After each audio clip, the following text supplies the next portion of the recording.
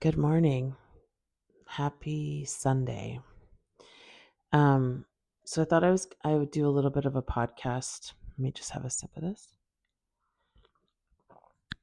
Oh, that's good. Um, I thought I'd do a bit of a podcast this morning because I just have some things that I thought would be interesting to share. Um, Side note, I tried to go see the sunrise this morning, but there was some cloud in the way, so I didn't get to see it. But did I ever haul ass out of the bed this morning when I thought I should go see the sunrise? The beach is about 8 minutes from my house, so I'm on a trip in Tulum, as you know, if you follow me. If you follow my Instagram, it's the wifey vibe. If you want to go hop over there, if you're not already a follower, and you give two shits about what I'm saying, you may not, but you may care. So the things that I talk about on there are perimenopause, divorce.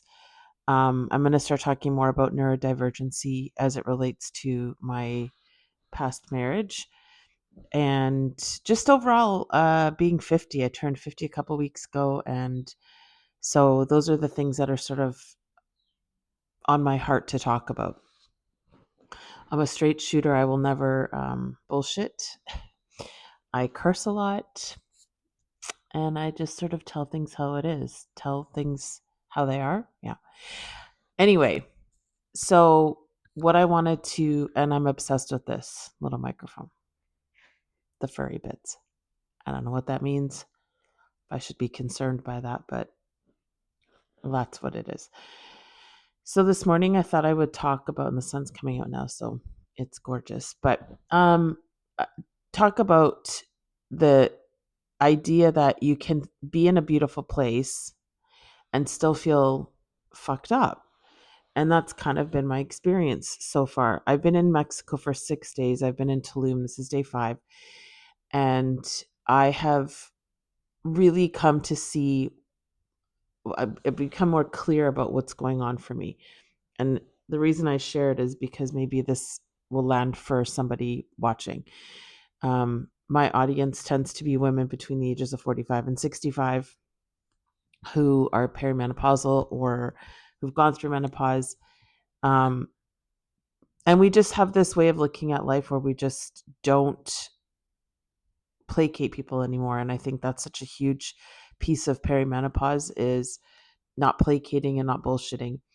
And so the journey so far for me has been, like, since I've been here, is really waking up to the fact that I can. So I'll give you a bit of a backstory just to kind of catch any of you up that have not watched any of my YouTube stuff or listened to a podcast. I will be posting this on iTunes, etc. as well, but for now I'm just putting it on YouTube.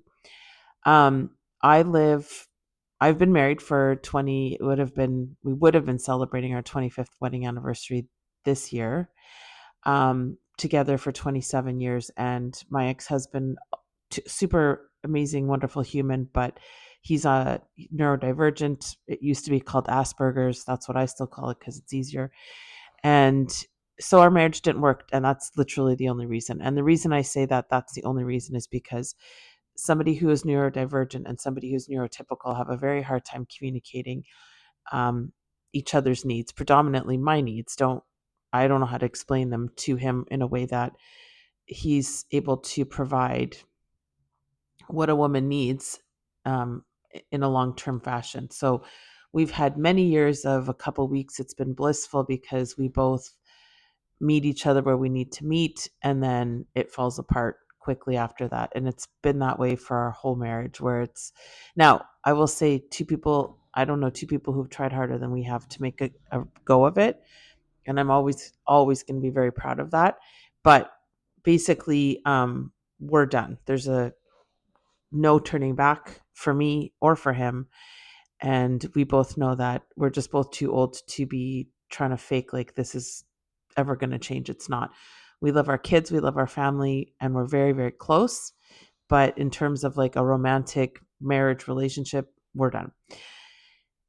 Part of the evolution of that, because I did move back in after a while being separated, but part of the evolution of that is that I'm going to be moving out this year, and hopefully before not too long. But for now, I have my own room. He has his own room. The kids have their own rooms, and we all live together. And it's for the most part, it's quiet, but I wouldn't call what's going on inside my head. And so, because this is my podcast, I'm going to talk about how I'm feeling, and this is the piece that you might be relating to. Um, I I'm in my room a lot. My room is gorgeous. If you've seen pictures, it's beautiful. I love how I've decorated it, and I love to do that. I mean, I'm a woman. I'm a feminine energy being, and I like to make any space home. And so I've done a great job of that in my bedroom. But I do spend a lot of time in my room, for a number of reasons. It's I've got a little baby grandson at home, and my oldest daughter lives at home, and then my youngest daughter lives at home, and she's a teen, and so she's doing her own independence thing. But I just tend to spend a lot of time in my room because, partly because I'm trying to avoid any conflict. Ken and I have there's still a lot to kind of process between us, and so I'm also going through perimenopause, and I have a quick trigger finger, we'll say, sometimes. And so sometimes it's just best that I'm staying out of the way and I stay in my own space. And I love it in my room. So, but here's the thing, I love it, but I'm alone all the time. And when I say alone, I don't mean alone. I know we're not alone in the universe, and we're not alone. I've got lots of friends and kids and all that. I mean, probably. So, what I want to make the distinction of is there's alone and lonely. And so I would say I'm lonely a lot, but I'm by myself a lot. And now the caveat to that is I don't mind that. I love my own company. But when people say to me, like when I was telling people that I was going to do this trip, they're like, "Oh, you get peace and quiet, and you get alone, you get to be alone, and da da da." And I'm like thinking, "Yeah, yeah, that's gonna be so great." And then I got here and I thought, "Wait a second, I already have felt alone for years." Like that's part of the thing about Asperger's and being married to somebody like that, because they like their alone time, which forces you to have alone time. And so I've had years of alone time. And so my point and what I said at the start of the this episode is that you can, like, I'm in this beautiful jungle, and then there's a beautiful beach, and this water's gorgeous and all the things, but and you can find yourself feeling guilty for not being so, like, I didn't come here thinking this was going to cure me or make me feel better instantaneously. I knew this was going to be a tough trip for me, being alone, not understanding the language. But what I just kind of want to bring up is, like, just because you're in a location that's gorgeous and all the things, like, the problem still follows you. The thing that is heavy on your heart will still follow you. And yes, environment makes a huge difference, but and the weather, like, obviously the weather makes a huge difference. And I'm far happier with the sun shining and the greenery everywhere. Don't get me wrong. But I'm not here thinking, "Oh, this is great. I'm getting some alone time." It's actually making it feel more prominent. Now I'm sitting here going, "Okay, I actually don't. I'm done with this alone part of my life."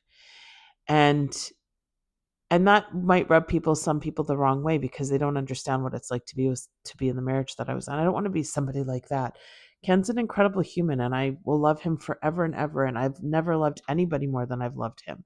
He is the love of my life, and it still pisses me off that I I still don't understand why we were brought together if we couldn't stay together, because I'm a firm believer in that.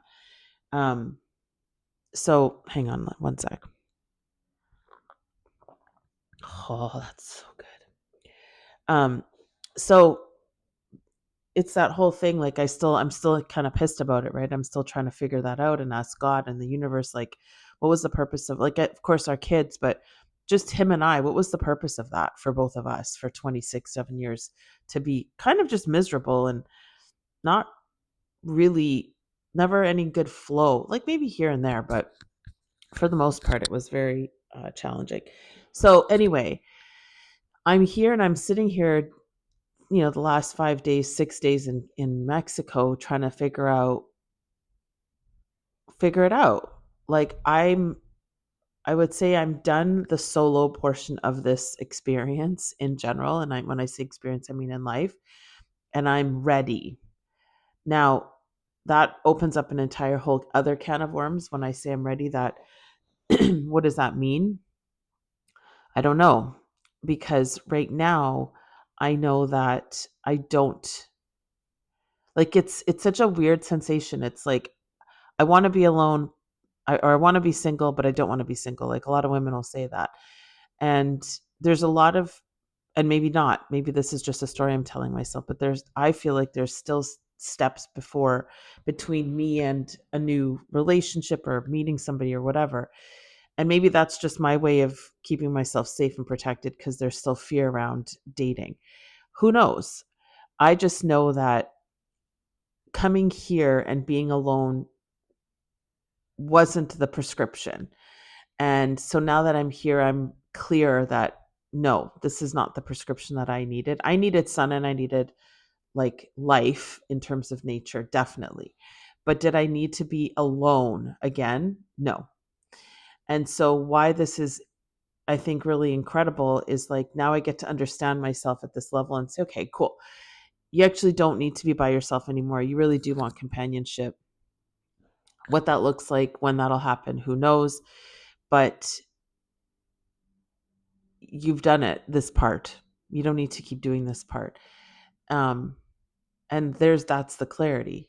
So then the scary part for me is, all my bullshit around like my body image. And I saw this YouTube or Instagram clip the other day, and it was a woman that was a little heavier, like she was heavy set, and the caption was, you met me when I was at my heaviest. And then she ended up doing all this healing work on her body and she was able to lose the weight.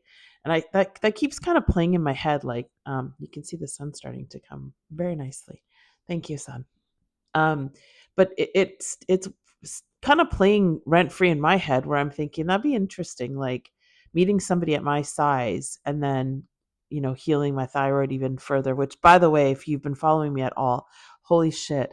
Like I started the new dose about a week ago now, and it's radically different. Like I can tell you, I feel my face, the puffiness in although I look tired right now, I just woke up, but the puffiness in my face is totally going down. Everything's going back to normal. So that's exciting. I worked out, like shit's getting real. I'm excited. But I thought about it, and I thought that'd be so interesting if I met somebody at my size, like how that would turn my narrative around, because I have this narrative that I'm too heavy and I'm not going to meet a guy that I'm attracted to or that I think is good, because no good looking guy will be attracted to me, and all this stuff. I have all these stories. I'm just going to move this camera because now I'm kind of not able to see. And I don't want to squint because that's not good. Anyway, so yeah, I thought, oh, that's interesting. That's an interesting concept or way to look at it. Somebody meeting me at this size and then together we work at getting me healthy or whatever. I don't know. Anyway, but there's a whole bunch of stuff.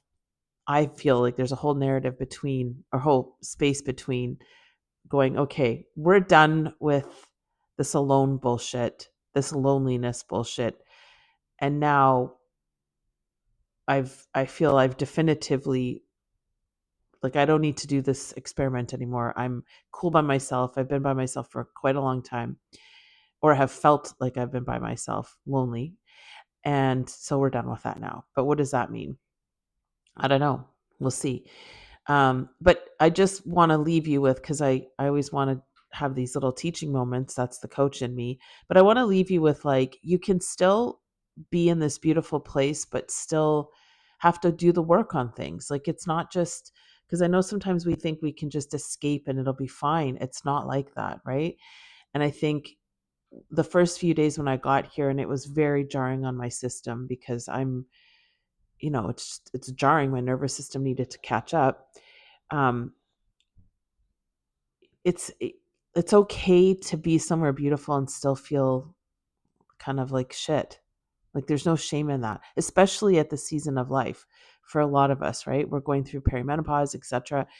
And so I just want you to know it's okay. And where the growth will be is working on it, right? So keep journaling, keep asking the questions, keep talking, keep the dialogue inside your own mind, right? Like, don't just sit there and think, well, what the fuck is wrong with me? I'm in this beautiful place and I feel like shit. No, there's nothing wrong with you. It just means that you still have work to do. And moving locations doesn't mean the work is gone. And sometimes it means it's more prevalent, like in my case, right? Where I was having, like, I had 2 crazy panic attacks. I haven't had panic attacks like that in years. And so just don't beat yourself up if you are trying to, if you're in a different place physically and you're thinking, man, why don't I feel better? Well, because the work follows you. The need to do the work follows you. And so don't feel bad about that. And yeah, and that's it. So I hope you have an amazing day.